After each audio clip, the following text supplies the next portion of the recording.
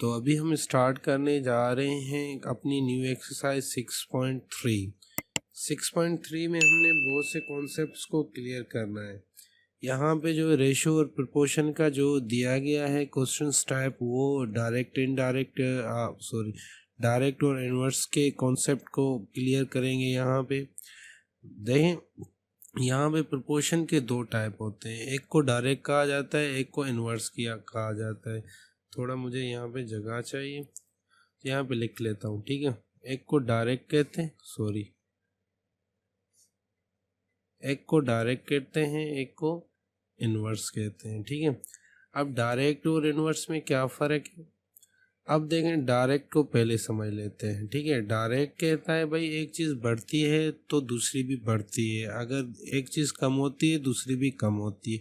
Let suppose कैसे एक book है, ठीक है, और उसके पैसे RS मतलब उसकी कीमत है। अगर 20 रुपये बुक है तो 2 बुक्स का कितना होगा, 40 रुपये।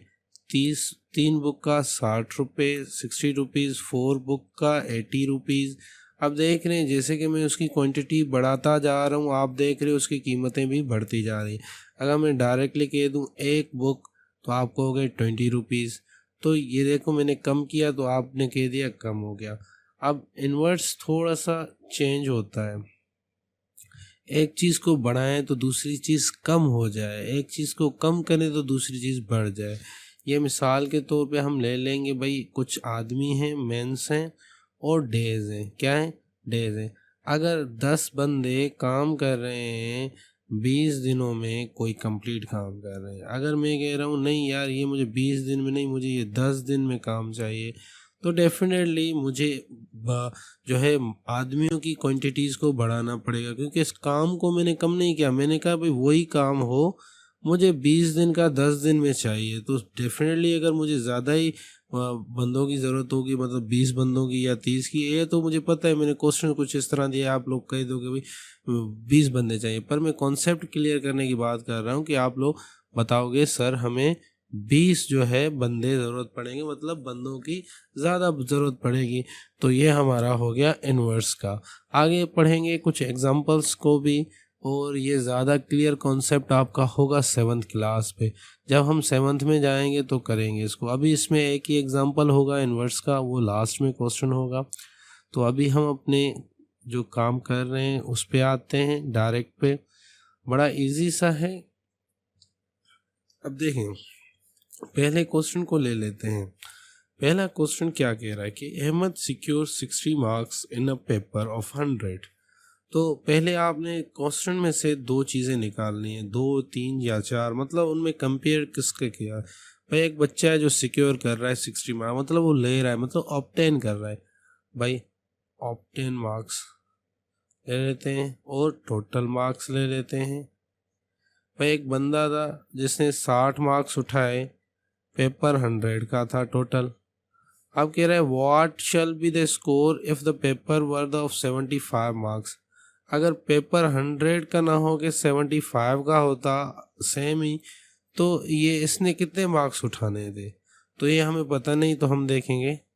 अब ये चीज़ आप लोग क्लियर कर लिया होगा आप लोगों ने। भाई 100 का था तो 60 बताया, ठीक है, उसने उठाया। 75 का होगा मतलब कम मार्क्स का होगा, तो कम परसेंटेज ही, मतलब कम मार्क्स ही उठाएगा, ठीक है। तो देख लेते हैं, ये हो गया डायरेक्ट। डायरेक्ट में एक चीज़ बता दूं, यहाँ पे एरोज लगाए जाते हैं। एरोज मतलब या नीचे दोनों या दोनों ऊपर।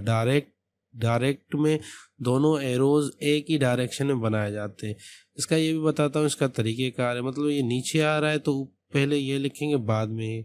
आप देखें, पहले 60, फिर रेशो x, फिर प्रोपोर्शन की साइन थी, फिर हमने 100 दिया, फिर 75 दिया। अब हम क्या करेंगे, अब हम एक्सट्रीम को एक्सट्रीम के साथ मिलाएंगे और मीन को मीन के साथ मिलाएंगे। भाई पहले एक्सट्रीम या मीन जिसमें x होगा पहले उसको लिखा जाएगा। x जो है मीन में है तो हम मीन वाले पहले लिखेंगे। भाई 100 को मल्टीप्लाई किया गया x के साथ और 60 को मल्टीप्लाई किया गया 75 के साथ। तो 100 अभी मल्टीप्लाई, इधर क्या हो जाएगा, डिवाइड हो जाएगा। भाई इधर रख दो, 100 इधर डिवाइड में आ गया और 60 यहाँ पे आ गया और 75 इधर आ गया। तो मैं थोड़ा इसको नीचे भी कर लेता हूँ। सही, थोड़ा सा जगह आ गई यहाँ पे।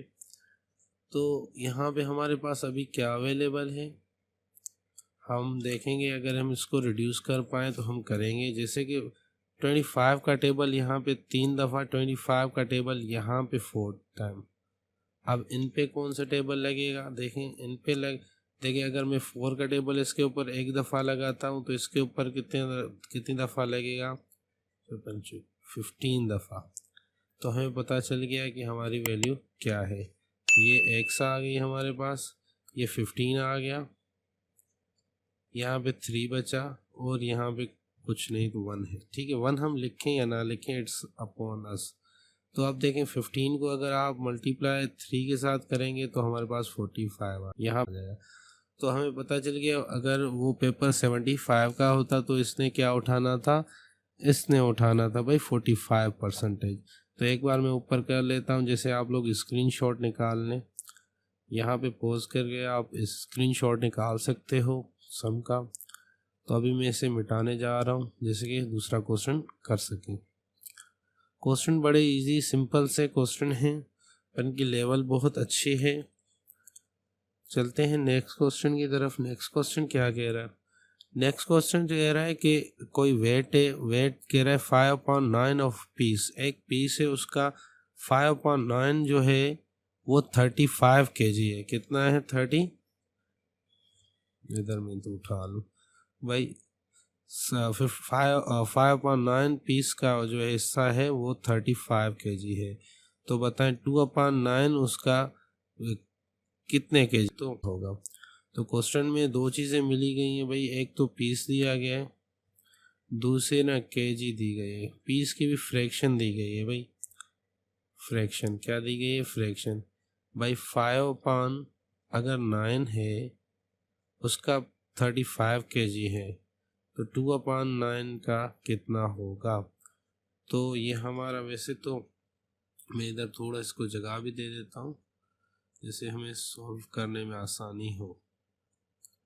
ठीक है, तो ये यहाँ पे हमें x मिल गया। पहले तो हम एरोज लगाएंगे कि भाई ये डायरेक्ट है, तो डायरेक्ट में हम क्या करते हैं, दोनों तीर एरोज नीचे करते हैं या ऊपर।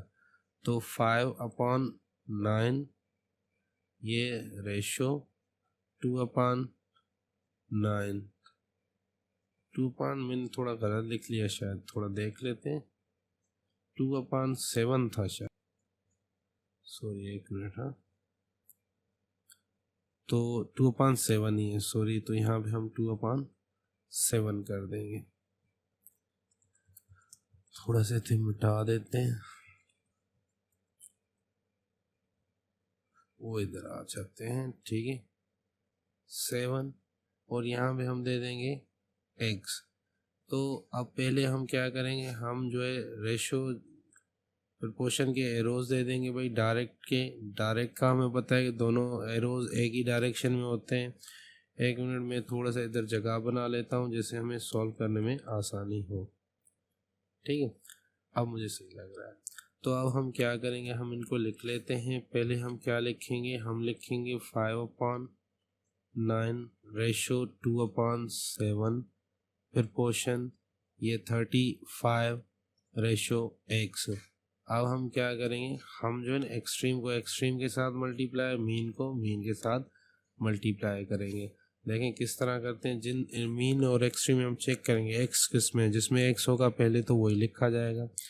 तो हम यहाँ पे लिखेंगे भाई 5/9 मल्टीप्लाई बाय एक्स और यहाँ पे 2/7 मल्टीप्लाई बाय 35।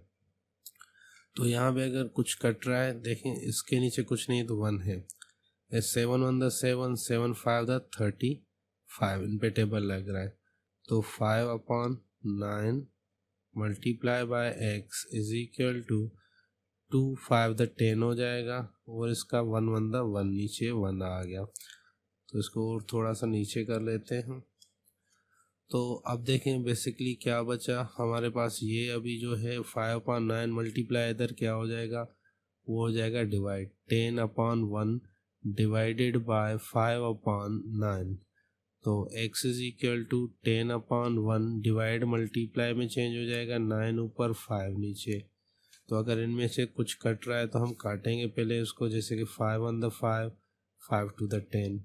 और यहाँ पे हम देखें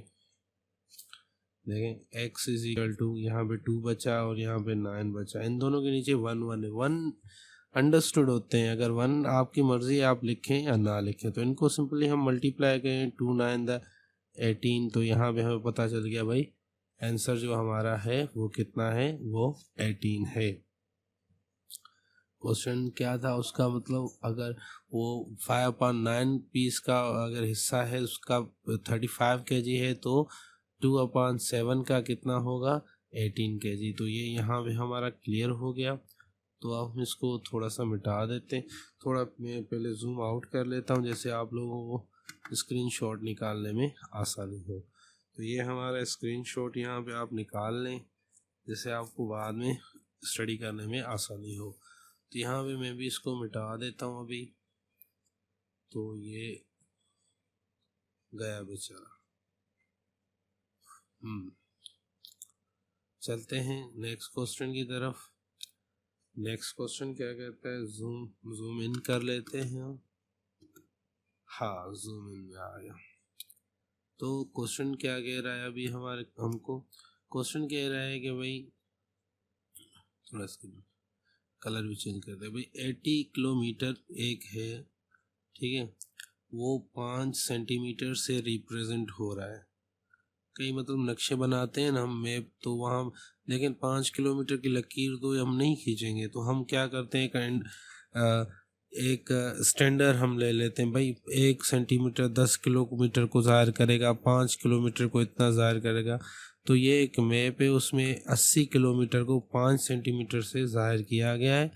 कह रहा है कि if the distance between 2 cities on a map is 15 centimetre, अगर 2 सिटीज़ के बीच में 15 सेंटीमीटर का डिस्टेंस उस पर ड्रॉ है, तो बताएं उन सिटीज़ के बीच में एक्चुअल कितना मतलब डिस्टेंस है। तो इसको थोड़ा कर लेते हैं, जूम आउट कर लेते हैं थोड़ा, ठीक है। अभी यहाँ पे मैं लिख लेता हूँ, पहले एक पेन ले लेते हैं भाई। हमें पता है कि भाई एक तो हमें किलोमीटर मिला हुआ है, दूसरा हमें सेंटीमीटर मिला हुआ है। अगर 80 किलोमीटर 5 सेंटीमीटर से रिप्रेजेंट हो रहा है तो 15 सेंटीमीटर कितने किलोमीटर को रिप्रेजेंट करेगा। तो ये डायरेक्ट है पहली बात। तो इसको डायरेक्ट के हिसाब से करेंगे भाई। 80 रेशो x प्रपोर्शन 5 15। तो एक्सट्रीम को एक्सट्रीम के साथ ले लेते हैं और मीन को मीन के साथ ले भाई। 80 सॉरी, पहले हमने x वाला लिखना है, x जिसमें है, तो 5 multiply by x is equal to 80 multiply by 15। 5 इसके साथ मल्टीप्लाई है, 5 इधर क्या हो जाएगा, डिवाइड हो जाएगा। तो इसको डिवाइड करो, ठीक है। अब देखते हैं अगर कुछ चीज़ कटती हैं तो हम उनको काटेंगे, जैसे कि 5 on the 5, 5 3 the 15 आ गया, ठीक है। तो हम इसको यहाँ पे सॉल्व करेंगे। जैसे मैंने आपको पहले ही बताया, नीचे जब इसका 1 आ जाए वो अंडरस्टूड होता है, वो लिखे या ना लिखे। तो ये आ जाएगा 80 मल्टीप्लाई बाय 3। तो ये मल्टीप्लाई किया 240 किलोमीटर हो जाएगा, सही है। तो ये यहाँ पे हमारा ये भी क्वेश्चन क्लियर हुआ। इसकी भी आप चाहें तो स्क्रीनशॉट ले सकते हैं। तो चलते हैं, सॉरी इसको मिटा देता हूँ।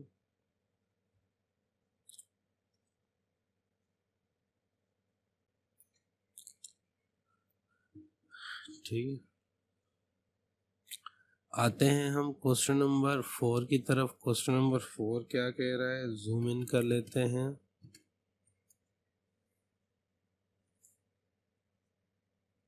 सॉरी ये नीचे आ गया,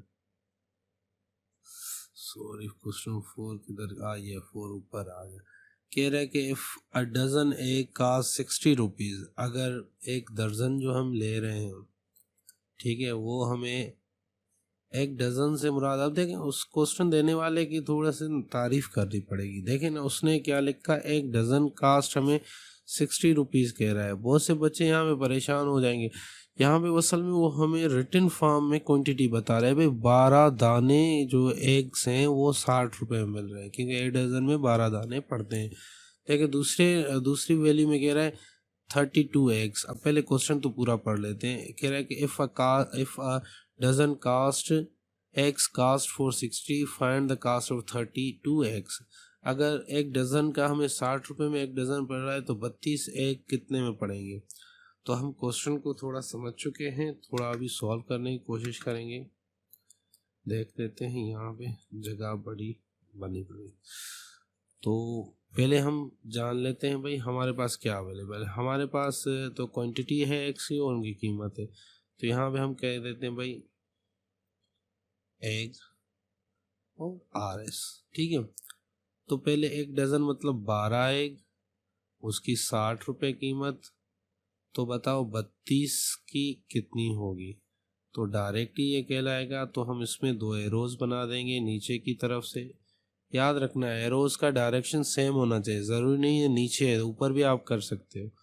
तो ये हो जाएगा फिर हमारा 12:32 प्रपोर्शन 60:x।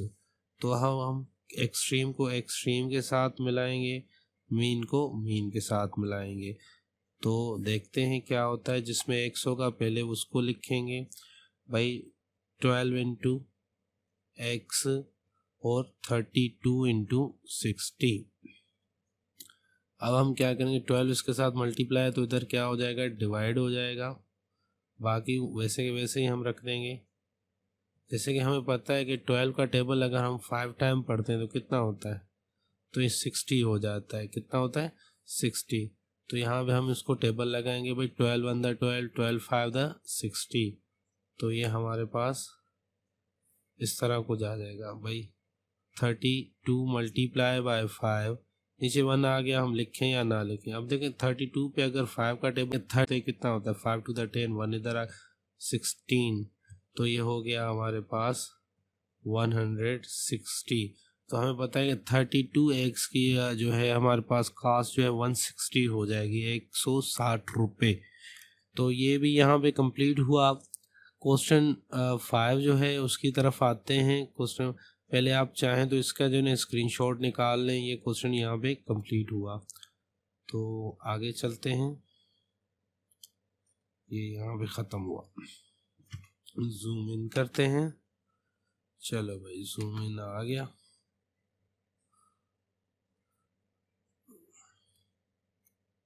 हाँ, 5वां, तबस्सुम जो है लड़की है वो अर्न कर रही है 42,000 इन अ मंथ, ठीक है, और स्पेंड कर रही है 39,800 रुपीज़ में। हाईलाइटर से थोड़ा सा शो करता चल रहा हूँ, ठीक है। ये भाई उसने ना इतने ना मंथ में टोटली कमाए हैं, ठीक है। उसने स्पेंड जो है 39,800 उसने किया। हमें देखें थोड़ा, अब कह रहे हैं find the ratio of saving to her income. थोड़ा सा गौर करना है। हमें मिला हुआ है इनकम और एक्सपेंडिचर्स, पूछ क्या रहा है, सेविंग एंड इनकम। अब देखें इनकम और यहाँ पे देखें इनकम तो हमें मिली हुई है। दूसरी देखें ये यहाँ पे इनकम, तो ये यहाँ से इससे कांटेक्ट में आ जाएगी। बट यहाँ पे सेविंग की बात चल रही है और यहाँ पे एक्सपेंडिचर्स दिया गया है। तो अगला बंदा आपकी ना अप्रोच चेक कर रहा है कि बच्चा जो है इस वक्त डेवलप हो चुका है कि नहीं, वो खुद से सेविंग मालूम कर सकता है कि नहीं। ये अंडरस्टूड सी बात है भाई। अंडरस्टूड है कि आपने अगर 42,000 कमाए और 39,800 आपने स्पेंड किए, बाकी जो बचे 20 वो सेविंग ही होंगे। तो हम 42,000 से 39,800 सब्सट्रैक्ट मतलब माइनस कर देंगे, जो बचेगा वो सेविंग कहलाएगा। और इसका ऑर्डर का भी बड़ा मसला होता है, थोड़ा ये जान लीजिए। और आगे क्वेश्चन चल रहा है, कह रहे हैं also find the ratio of expenditures and her income. बाद में वही चीज़ पूछ रहा है। चलो दोनों को एक साथ हम सॉल्व करने की कोशिश करेंगे। ये हमारे पास थोड़ा सा जगह आ गई। थोड़ा ऊपर कर लेते हैं, ठीक है। अब हम पहले ले लेते हैं एक पेन। भाई पहले तो हमें मालूम करना है उसकी इनकम, तो हमें पता है इनकम उसकी 42,000 रुपीज़ है और उसके एक्सपेंडिचर्स 39,800 है। तो उसकी सेविंग कितनी होगी, कौन बताएगा कमेंट में। तो इसको टू 2,200 इज हर सेविंग। तो what is the first question, first कह रहा है कि भाई सेविंग और हर इनकम, उसकी इनकम क्या है 40, इनकम लिख लेते हैं। यहाँ पे सेविंग 2,200 और ये 42,000। तो अभी देखेंगे 2 0 इधर से 2 0 इधर से काट दिए, 22/420। इन पे टेबल लग रहा है, रिड्यूस करें, हाँ 2 का लग रहा है 11 टाइम, 2 का 2 टू द टाइम। अब नहीं लग रहा है तो ये आंसर है। ये उसका रेशो हो गया किस में, सेविंग और इनकम में। अब मालूम करते हैं किस में हम उसका, बाई एक्सपेंडिचर्स और इनकम में, ठीक है। एक्सपेंडिचर्स उसके कितने हैं इस टाइम, इस वक्त उसके एक्सपेंडिचर्स हमारे 39,800 हैं और यहाँ पे हम उसकी इनकम लिख देते हैं। आप देखें पहले तो इसको रिड्यूस करेंगे, 2 0 इधर से गए 2 0 इधर से गए। अब इनके आप देखें यहाँ पे क्या आ गया, सही है, ये 420। टेबल लग रहा है इन दोनों पे, हाँ 2 1 the 2 2 9 the 18 2 9 the 18 2 2 the 4 2 10 the. अब इन पे कोई टेबल नहीं लग रहा है तो यही हमारा आंसर हुआ। तो ये यहाँ पे हमने इसको सॉल्व कर लिया है। तो ये सारा का सारा क्वेश्चन सॉल्व हो चुका है। इसका भी आप स्क्रीनशॉट निकालते हैं, मैं इसको मिटाने जा रहा हूँ।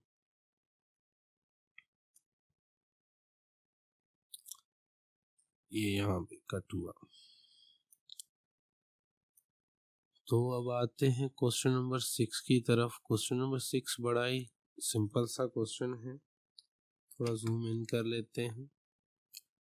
क्वेश्चन नंबर 6 कह रहा है कि एक नवीद लड़का है जो रीड कर रहा है, कितने क्वेश्चंस रीड कर रहा है,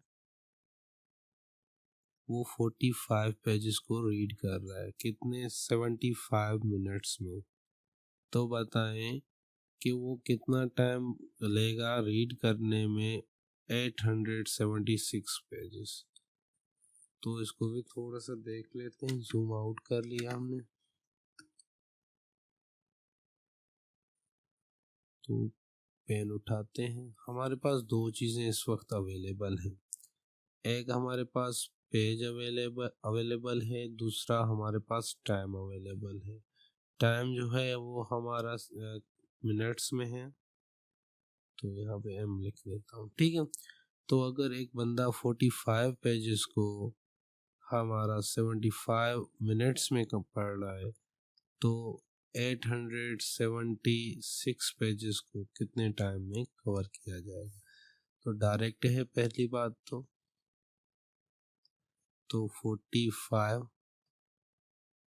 876 प्रपोर्शन 75x, सॉरी यहाँ मुझे थोड़ा रेशो देना था, रेशो x।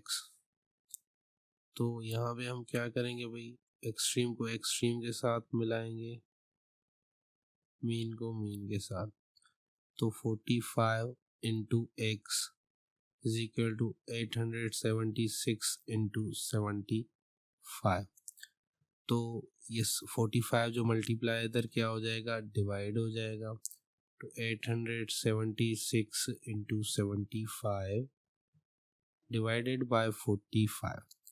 तो आप इसको क्या करोगे, पहले तो आप इसको रिड्यूस कर लो, देखेंगे रिड्यूस होता है कि नहीं होता। जैसे कि इसमें हो रहा है, हम क्या करेंगे 5 का table, 5 1 the 5 5 of the 25 5 9 the इस पे 3 का टेबल भी लग रहा है, 3 3 द 9, 3 5 द 15। अब इस पे चेक करेंगे क्या टेबल लग रहा है। हाँ, इस पे भी 3 का टेबल लग रहा है, तो 3 1 द 3, 3 2 द 6, 2 इधर आ गया, 3 9 द 27, 3 2 द 6। तो हमारे पास यहाँ पे आ गया भाई x is equal to 292 into the 5। अगर हम इसको मल्टीप्लाई करते हैं 2 को इसके साथ 5 के साथ, पहले एक बार तो 1 मिनट मुझे दे दें, मैं इसको चेक करूँ मैंने सही किया ना। 3 2 6 सही है, तो इसको मल्टीप्लाई कर लें आप।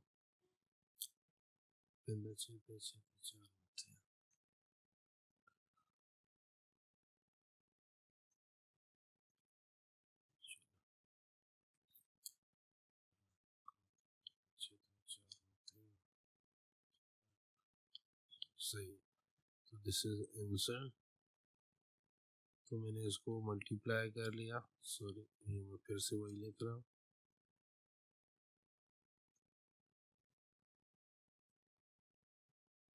थोड़ा सा इधर से मिटा देते हैं, थोड़ा पूरा करना है, तो यहाँ पे लिख लेता हूँ 4060, 1460 जो है वो मिनट्स लेगा। अब देखिए कहीं कहीं पे ये आंसर जो है ना लिखा नहीं होता टेस्टों में, क्यों नहीं लिखा जाता है, तो कहीं पे भी आप लोग ये नहीं बताते भाई इसमें कितने मिनट लगे, कभी कभी ये घंटों में चेंज कर देता है भाई 1460 में कितने घंटे पड़ते, तो वो बताएगा भाई इतने घंटे और इतने मिनट उसने किए, पर ये डिपेंड ऑन द सिचुएशन होता है। ये गलत नहीं होगा जो ये हमने लिख लिया तो भाई ये गलत है, नहीं, कहीं कहीं पे वो क्या करेंगे इसको 60 के साथ डिवाइड करेंगे, फिर हमें ये बताएंगे भाई इतने घंटे और इतने मिनट लगेंगे। इट्स डिपेंड ऑन द भाई सिचुएशन, फिर वही बात आ गई। तो ये सोल्व हो चुका है, तो चलते हैं नेक्स्ट क्वेश्चन की तरफ। नेक्स्ट क्वेश्चन क्या है, क्या कह रहा है, जूम इन कर लेते हैं। अब देखिए क्वेश्चन नंबर 7 कह रहा है कि अब देखिए मैंने आपको बताया था ना एक इन्वर्स के भी होते हैं, इन्वर्स पे, ठीक है ना, डायरेक्ट होता है, दूसरा इन्वर्स प्रोपोर्शन होता है। अब यहाँ पे वो क्वेश्चंस आ चुके हैं, तो दोनों नीचे वाले क्वेश्चन सही रिलेटेड हैं, बाकी ज़्यादा एक्स्ट्रा चीज़ें आप लोग है ना वो 7th क्लास में सीखोगे परसेंटेज की, ठीक है। तो यहाँ पे हम क्या करेंगे, देखें क्वेश्चन कुछ इस तरह है, कह रहा है कि एक बुक है वो कवर कर रहा है 130 पेजेस, और हर पेज पे 24 लाइन्स है, ठीक है, और line every page. If we make the same book of 90 pages, वही हम सेम बुक बनाना चाहते हैं, मतलब जो उसकी मटेरियल होगा उसको बगैर चेंज किए मुकम्मल वो 90 पेज पे अगर हम कह रहे हैं कि वो हो जाए with increasing number of line, और कहते हैं भाई नंबर ऑफ लाइन मतलब वैसे तो 24 लाइन से ज़्यादा हो जाए कोई मसला नहीं, पर वो 90 पेजेस पे आ जाए, तो how many lines would be there in each page, तो हर पेज पे कितनी लाइनें होंगी। ये आपको भी पता चल गया होगा भाई 130 पेजेस वाला अगर 90 पेजेस पे आ जाए तो डेफिनेटली मवाद को हमने हर पेज पे ज़्यादा लिखना है, मतलब हर लाइनें बढ़ जाएंगी। वैसे 24 लाइनें थी, अभी 26 हो जाएं, 30 हो जाएं, 32 हो जाएं, कुछ भी हो सकता है, मतलब लाइनें बढ़ जाएंगी। देखो एक चीज़ को हमने 130 से 90 कर दिया तो दूसरी चीज़ बढ़ रही, तो इसे कहते हैं हम इन्वर्स। तो चलते हैं हम क्वेश्चन को लिखने की तरफ, तो थोड़ा सा ऊपर कर लेते हैं, ठीक है, क्वेश्चन की तरफ आ जाते हैं हम लोग। क्वेश्चन क्या कह रहा है, पेन उठा दी हमने भाई, यहाँ पे लिखते हैं दो क्वांटिटीज भाई, पेज दूसरा लाइन, ठीक है। अगर 130 पेज हैं तो 24 लाइन पे बुक बना हुआ है, तो हम कहते हैं भाई ये सेम हो जाए तो ये 90 हो जाए तो ये कितने होंगे, तो ये इन्वर्स है, तो एक एरो नीचे एक एरो ऊपर आ जाएगा, तो यहाँ पे हमारे पास आ जाएगा 130 रेशो 90 प्रोपोर्शन। अब ये ऊपर जा रहा है तो पहले x लिखेंगे फिर 24 लिखेंगे, भाई अब हम एक्सट्रीम को एक्सट्रीम के साथ मिलाते हैं, मीन को मीन के साथ मिलाते हैं। तो 90 into x is equal to 130 into the 24। तो ये हमारे हो गए। अब हम इनको मल्टीप्लाई करेंगे। 90 को अगर हम सॉरी 90 इधर मल्टीप्लाई इधर क्या हो जाएगा, डिवाइड हो जाएगी। 130 तो वैसे ही रखेंगे, नीचे आ गया 90। तो पहले तो हम क्या कर लेते हैं, थोड़ा सा चेंज कर लेते हैं, 0 0 में कट जाएगा। 3 का टेबल है, 3 3 द 9 और इधर आ जाएगा एड द आ जाएगा। फिर यहाँ भी आप देख लें, इस पे तो टेबल नहीं लग रहा, ये भी नहीं लग रहा। तो हम यहाँ पे क्वेश्चन को कुछ और तरीके से लेकर चलते हैं। देखें कहीं पे मैंने मिस्टेक तो नहीं कर दी। एक बार मैं डेटा को देख लेता हूँ। सही, डेटा तो सही लग रही है।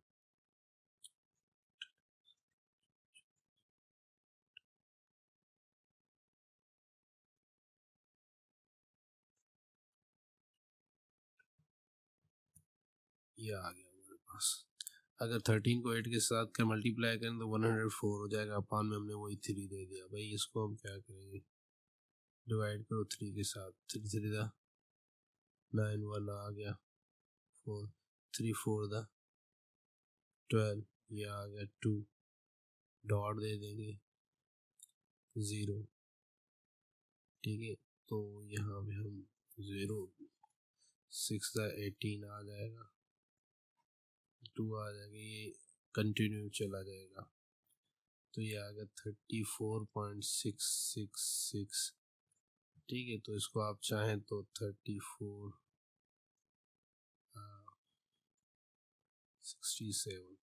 तो ये तो फ्रैक्शन में आ रहा है, तो हमें क्या कैसे पता चलेगा, तो हम अप्रोक्सीमेट ले लेंगे। भाई हमें अंदाजन हर पेज पे 35 पेजेस 35 लाइन्स चाहिए। तो आखिर में कुछ पेज होगा उसमें कुछ बच जाएंगे, मतलब अप्रोक्सीमेट ये 90 पे आ जाएगा। तो ये भी हमारा क्वेश्चन यहाँ पे ख़त्म हुआ। आपने देख लिया कि भाई किस तरह ये वाले क्वेश्चन भी इन्वर्स वाले होते हैं। अभी एक और क्वेश्चन रहता है, उसको हम देखेंगे, उसके बाद हम फाइनल।